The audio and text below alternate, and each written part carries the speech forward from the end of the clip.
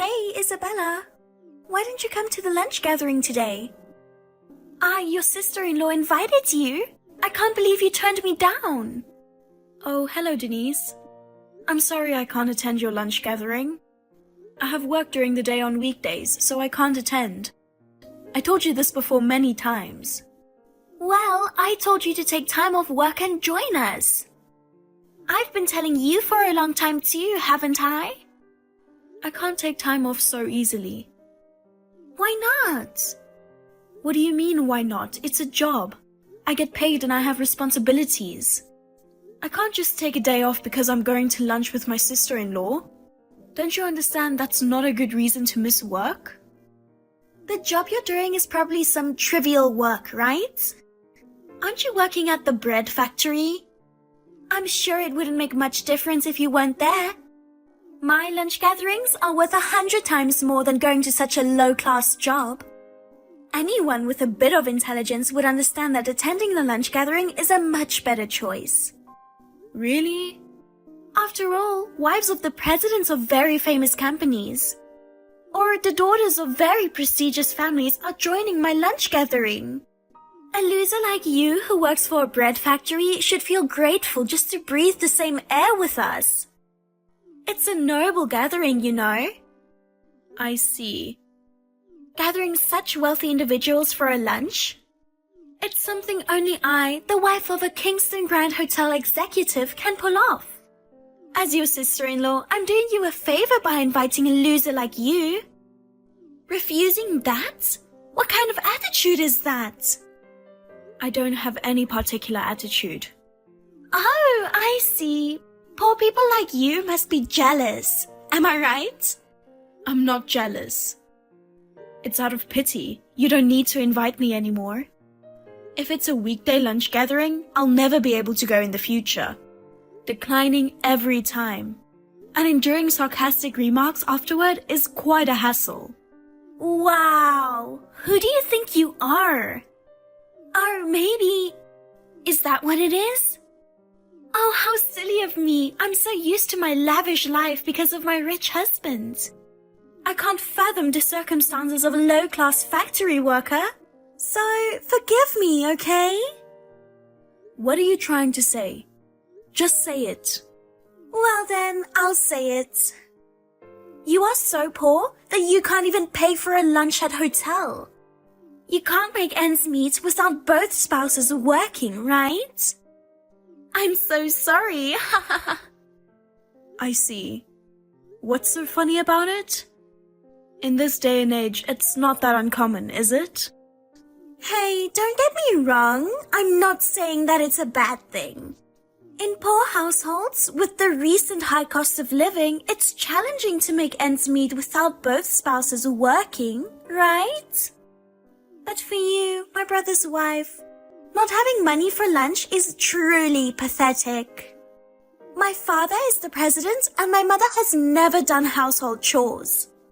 My brother and I were raised by housekeepers and butlers, taking piano and ballet lessons from an early age and groomed to be distinguished individuals. And yet, he married a poor loser like you. He was supposed to take over our father's company, but he turned him down and went to work as an employee at a completely different company. It's insane. No other way to put it. If it's just me, it's fine. But can you please not insult my husband as well? I'm just telling you the truth. He should have married someone matching our family status, like my marriage. I don't know why he married a poor woman like you. Constantly calling poor, isn't that going too far? You seem to be making fun of our bread factory. But it's thanks to the people working there that even you can enjoy delicious bread. What? I would never eat low-class bread from a factory. Got it? People like me only eat what top chefs prepare. Those mass-produced in factories claiming to be bread are laughable. It's just garbage made of flour. Excuse me? That's so rude. Calling a product someone worked hard on garbage? What's wrong with calling garbage garbage? You should spend the rest of your life making garbage in a low-class factory. This is too much. It's not too late. You should divorce my brother. What? Why would you bring that up? I'm saying that someone who can't even afford to join the lunch I kindly invited them to is not suitable to be my brother's wife. You're jumping to conclusions like that? What are you talking about? I mean, you keep insulting me, and I was so angry that I lost track of the conversation. But the main topic is the lunch gathering, right? Well, you don't have to invite me anymore. The same goes for me. I won't invite you either. I'm not inviting you ever. Well, I'm glad to know. Goodbye. Why didn't you come to the lunch gathering today? I told you to come. I can't come because of my work. I mean, I thought you weren't going to invite me anymore. I wasn't going to. But everyone wanted you to join, you know. What kind of trick did you use to get them to go along with you? I didn't trick anyone. I can't attend on weekdays no matter who invites me. Okay then, let's schedule next week's lunch on Saturday. Please make it this time, okay? Why are you so insistent on me attending this lunch gathering? To be honest, I don't want to go, especially if you are the organizer. Do you remember how you insulted me last week? I don't think I want to attend after being insulted like that. I'm sorry about that. I've reflected on it since then. Oh, don't worry about the money. As an apology, I'll cover the expenses this time. Everyone's looking forward to having you, Isabella. I hope I can introduce my wonderful sister-in-law who's doing great work. Fine. I'll join this time. Wonderful, thank you. Okay, so we'll meet at the lobby of the Kingston Grand Hotel at noon on Saturday, okay? Sure. I might be a bit late because of work in the morning, but I'll be there. I'm looking forward to it. Isabella, you're the best. Your face was priceless. It was such a masterpiece that I wanted to frame it and hang it up. Denise, what were you thinking? You suddenly poured hot coffee on me. I couldn't help but pour coffee on your head because I didn't like the way you were looking at me. I didn't expect it to be so hot. I'm sorry. Forgive me, okay? Thanks to that, half of my face got burned. Luckily, the hospital was close by. They said it would take about 2 weeks for it to heal. Is it going to heal? That's too bad. But your face was a real sight to see that time.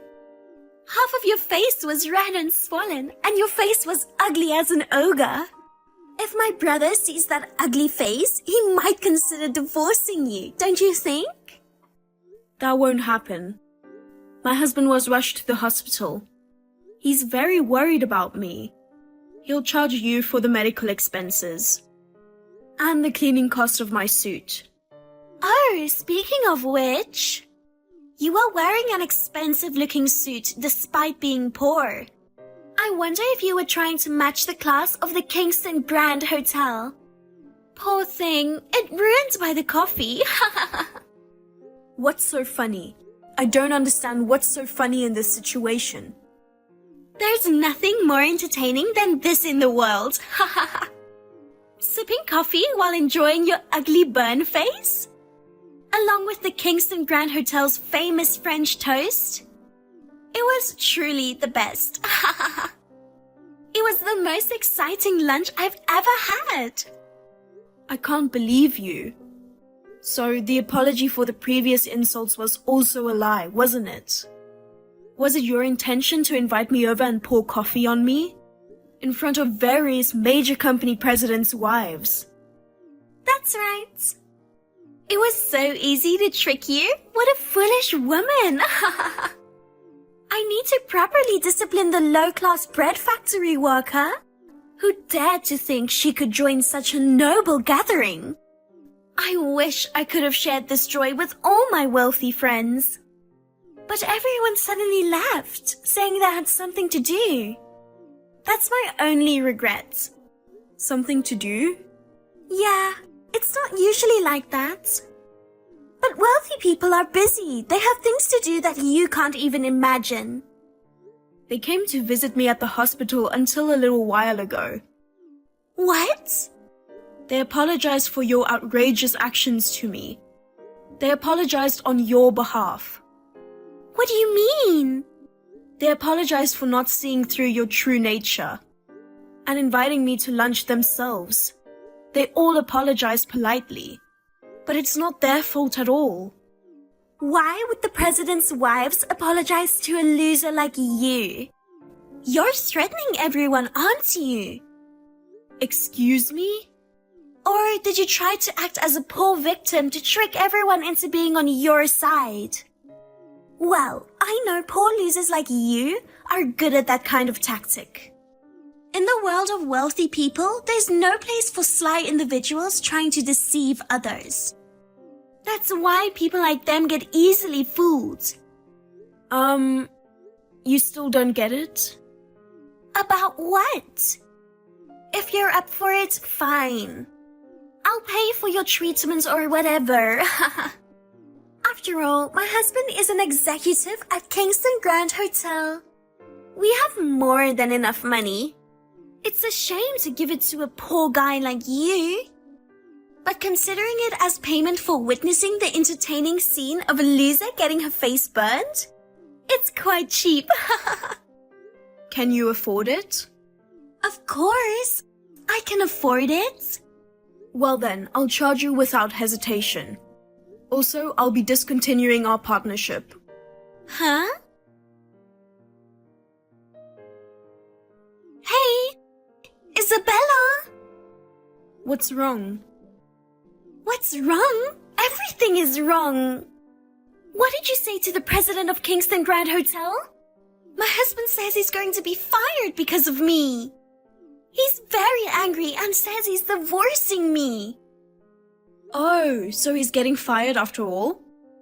Well, considering the circumstances, I guess it's only natural. What do you mean? Well, because you poured coffee on me, and as a result, Kingston Grand Hotel lost an important business partner. It's only natural that your husband has to take responsibility for that, isn't it? What are you talking about? What business partner are you talking about? I'm talking about Star Bakehouse. It's my company. What? It seems you thought I worked in the factory, but I'm the president of the company. What? The president? We are the supplier for the bread for Kingston Grand Hotel. You said you wouldn't eat bread made in a factory, but many of the guests have given it very high reviews. They say it's delicious. What? Wait a minute, I remember people talking about how the hotel's breakfast bread had a taste like high-end bakery and was fantastic. I heard that some guests come to stay just to try the bread. Yes, thankfully. All the bread served at breakfast is made by us. French toast for lunch and dessert, and bread for dinner. Most of them are produced in our company's factory. Oh, so that French toast I had... You enjoyed coffee and French toast while watching my burns, right? Well, from now on, you won't be able to eat it anymore. You won't get the same taste of French toast as before. We've decided not to supply bread to Kingston Grand Hotel from now on. You're lying! We don't want our bread supplied to a hotel that has people looking down on factory workers, calling our carefully crafted bread garbage, and having someone with such poor character. No, it can't be true. If you stop supplying bread to Kingston Grand Hotel, your company would be in trouble too, right? You'll lose a place to sell your bread. Our clients aren't just Kingston Grand Hotel. Even if we lose one, there are many others interested in working with us. In fact, excluding a hotel that looks down on factory workers, It will be able to maintain our brand. Oh no. But it doesn't make sense. Ending a deal and firing my husband, isn't that too much? Why not just one or the other? Kingston Grand Hotel wants to keep its brand face. It's natural to dismiss a problematic executive. I assume your husband proposed divorce for similar reasons? Being married to a woman of low status damages his social standing, so he wants a divorce, right? Oh no. Is it really my fault? It's too late to regret it. How was I supposed to know you were the president? If I had known, I wouldn't have poured coffee on you. I accepted you as an official participant in the wealthy people's lunch gatherings. Remember? Wealthy or not, pouring coffee to a person is unacceptable. I'm going to make that a prerequisite, but let me tell you something. Everyone else at the lunch knew that I was the president of Star Bakehouse. The reason why they wanted to invite me was also because they knew my status and wanted to get to know me better. Come to think of it, I thought everyone was strangely eager to invite you. I thought it was a little strange that the president's wives would be so eager to get close to a low-class factory worker. How can you convince yourself that you are such a valuable person? In a way, that's a talent. So, everyone going to the hospital when you were burned was also because of that, huh? Are you saying that they all abandoned me and took your side? All this time, I've been hosting lunch gatherings and trying to be liked by everyone. And now they're dumping me? Not just my husband, but even my friends as well? Well, it's all your fault. You should be sorry.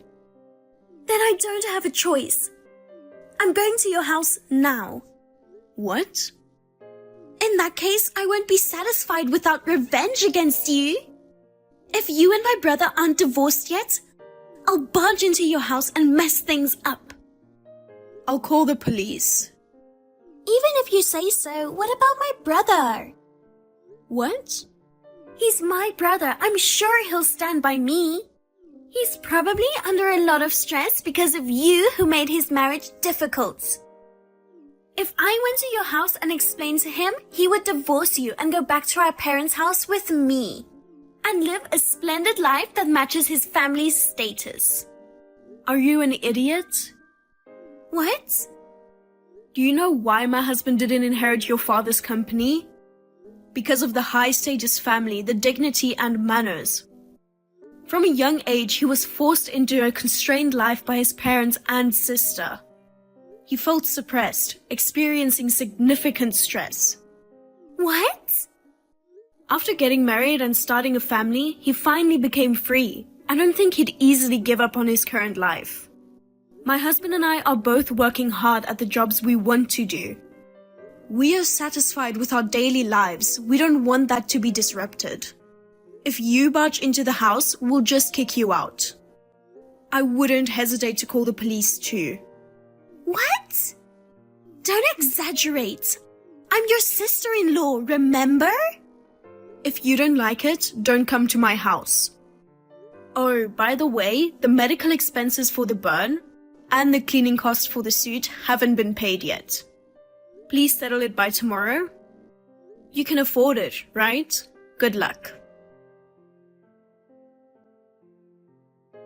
Denise, who had a divorce forced upon her by her husband, didn't just end up with that as her punishment.